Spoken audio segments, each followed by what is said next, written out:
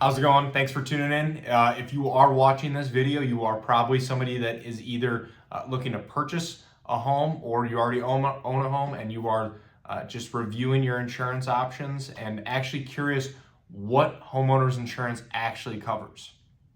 I had a friend the other day that was buying a house and I sent him a quote and he was just curious, what does this actually cover me for? What am I actually getting for this premium that I'm paying every month or every year? So I figured I would make this video not only to help him, but to help everyone else kind of understand what your homeowner's policy actually covers and the basic structure of it as well. My name is Brian. I'm an independent insurance agent based here in the state of Michigan, Metro Detroit specifically. I work with businesses on their commercial insurance program, so liability, workers' comp, commercial auto, property insurance, and then also I help families and individuals with their personal insurance, their home, their auto insurance as well. So today I wanted to get into what actually is covered on a homeowner's insurance policy. So number one is going to be fire. So if your home has a fire, it's going to cover the rebuilding costs, the remediation costs for the damage from that. There's also other coverages involved as well that I'll get into deeper into this video, but think that your homeowner's policy will cover fire damage. Next would be wind and hail, storm coverage, lightning damage. So I know here in Michigan there aren't a ton of tornadoes, but if there was ever a tornado, this is where your homeowner's insurance would step in to help cover the damage from that. Next would be water. And this is where things kind of get confusing because there are a lot of exclusions around water, but you would have coverage if a pipe bursts in your home. Frozen pipe, that's very common here in Michigan. But there are exclusions around things like flood. You would need to purchase a complete separate policy for flood coverage.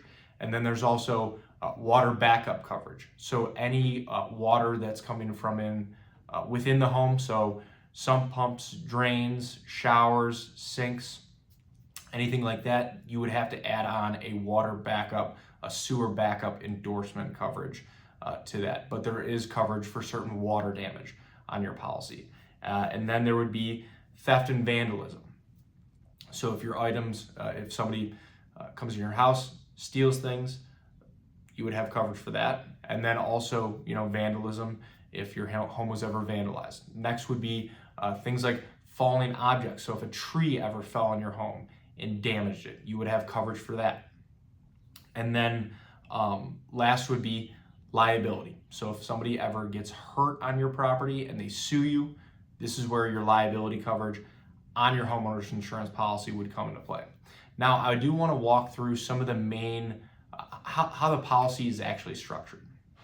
So first is going to be your dwelling coverage A amount. This is going to be based on the replacement cost value of your home, and you really want this as close to accurate as possible. The insurance companies have their own systems on how this amount is calculated. It's going to be based on things like the year built, the square footage of the home, how many full bathrooms and how many half bathrooms you have, if you have a finished basement or not. These are all factors that the insurance company takes in and then comes up with that replacement cost number. This is what it would take to completely rebuild your home from the ground up. It is not the same as market value, not what you could sell your home for. It is what it would take to, again, rebuild your home from the ground up. So very important to make sure that that amount is accurate. Next would be your coverage B. This is your other structures coverage. This is automatically set at 10% of this coverage A amount. So if you have a $500,000 home, then your coverage B, other structures coverage, is going to be set at $50,000. You cannot adjust this number lower, but you can adjust it higher. So this would be for any detached garages, pole barns, any structures not, permanently attached to your main home. Next would be your personal property contents coverage, your coverage C. And this is automatically set at 50 to 70%, 75% sometimes, depending on the insurance company. The easiest way to think about personal property would be if you were to flip your home upside down, shake it, what would fall out? So this would include things like furniture, appliances, clothes, dishes, anything like that is going to be covered under this personal property contents coverage. And again, that is automatically set at a percentage of your coverage A amount, similar to other structures. Next is going to be coverage D, loss of use, additional expenses coverage. This would be if you ever cannot live in your home due to a claim. Let's say you have a fire and you can't live in your home for a certain period of time after that claim while your home's being restored. This is where this coverage would come in. It would help cover the cost to rent another home or to live in a hotel, whatever it may be, and then certain other additional expenses that might be associated with the claim and having to relocate and things like that. And again, this is typically set at either 20 or 30% of that coverage A amount. And then next, I mentioned briefly earlier, is your coverage E, your liability coverage. Very important part of the policy because again, if somebody ever does get hurt on your property and they sue you, this is where this coverage would come into play and help with the medical expenses, the court fees, the lawsuit, everything of that nature. These for this amount of coverage, I always recommend going with $1 million. Some companies only maybe go up to $500,000, but always max this coverage out. It isn't that much more expensive to have $1 million in coverage versus $500,000 or $300,000. So this is not the area to cut costs on a policy. I will always recommend to have $1 million limit for this coverage. Now those are the main parts of the policy as far as how it's structured. Next would be the deductible. So every policy is going to come with a deductible. That is what the initial amount that you are going to be responsible for out of pocket in the event of a claim. Typically, it's going to come in amounts like $1,000, $2,500, $5,000, and then very common when I'm making this video in 2026, it's becoming much more common to see wind hail deductibles also on the policy, and this might be seen as a percentage amount. So it's very common now to see a 1% wind hail deductible on a policy. So let's say you have a $500,000 house for your coverage A, you might have a $2,500 contents and building deductible, and then a 1% wind hail deductible. So your wind hail deductible would be $5,000. So, more common wind hail claims would be certain roof damage, if there's a storm, siding damage, things like that. And that's where that 1% deductible would apply versus your $2,500 deductible. So just something to note there. That's becoming a lot more common in today's world. Next, some certain endorsements that I always will recommend folks look into. Some of the more common ones, at least. Water backup, I mentioned that earlier. This is one of the more common types of claims, so it will be, depending on the area that you're in, this can be a more expensive endorsement to add on, but I will always recommend having at least some form of coverage, especially if you have a basement and there are potential issues with a sump pump or just water backup in general. Again, always worth looking into, at least having it priced out to see if it's worth having on. Next, probably one of the more important endorsements, especially for the cost, is going to be a guaranteed replacement cost endorsement or increased cost endorsement. So this would add coverage onto your policy if there ever was a large claim, a total loss. This would add coverage to your coverage dwelling A amount.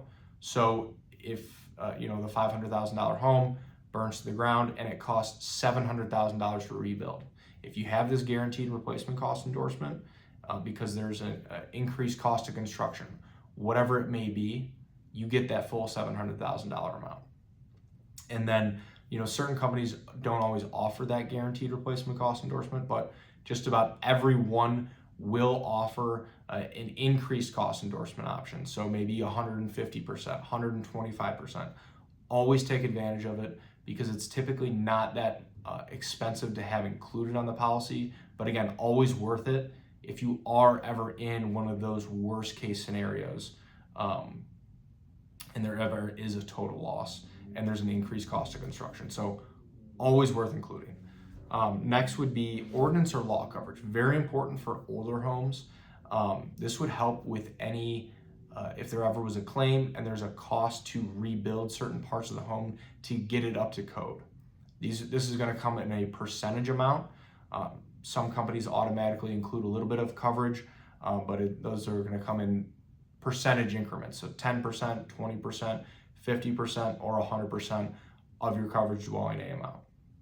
And then there's service line coverage. This can be, I always recommend having some form of coverage in this area. $10,000, $20,000 are most common.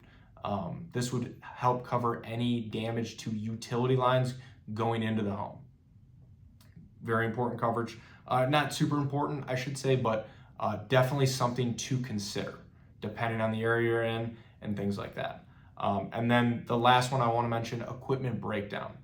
So this would help with any sort of appliances that might get damaged, that might have mechanical failure, not wear and tear.